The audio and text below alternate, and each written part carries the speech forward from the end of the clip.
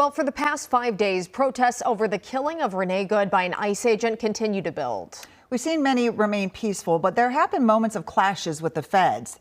Did you know that the Justice Department has a playbook for that? It was created back in the civil rights era. A group of dozens of federal specialists who were informally referred to as America's peacemaker. CBS News' Justice correspondent Scott McFarland joins us now from Washington, D.C. Yeah, and Scott, we know that you've been digging into that office, what remains of it, we should say. So what have you learned?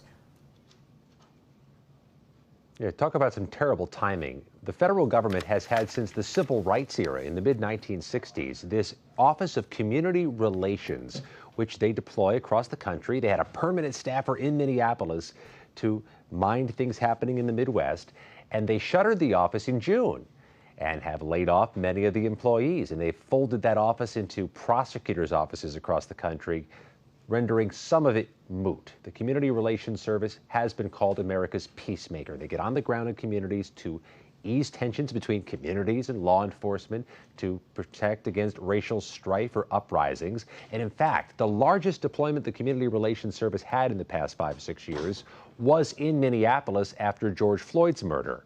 They don't have that capacity now. The Department of Justice says they have reallocated resources to fit the president's priorities, but there's any number of former Justice Department officials who say this is a missed opportunity in our area right now.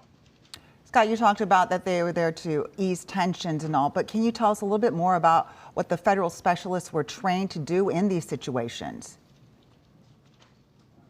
Yeah, they use a term called conciliators. They are not mediators, but people who get there to get two sides talking, to have their own conversation.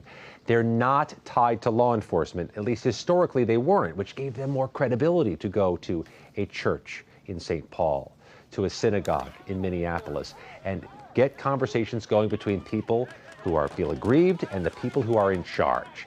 Now that's gone, so the Department of Justice instead has some type of mediators who are attached to the prosecutors' offices, but that may be harder to overcome because they're attached to law enforcement. This is a problem that could bear itself out not just in our area, but in cities nationwide in the years to come. And then, Scott, when the team deployed twice to Minneapolis following the murder of George Floyd, can you talk about what they were actually able to do? Yeah, they were able to get conversations going from two sides that had trouble communicating. You obviously had concerns after the trial and after the murder, and they deployed not just the specialist who's based in Minneapolis. They brought in everybody in the Midwest to Minneapolis. The guy who's based in Chicago, St. Louis, Detroit, Madison, they all came, converged, and had an emergency response deployment. You don't see it. It's not public because it's supposed to be behind the scenes, and it's supposed to be helping quietly bring sides together. But even though these things are invisible to the public, doesn't mean they aren't wildly impactful, but it does leave them more prone to have their budgets cut and their staffs cut.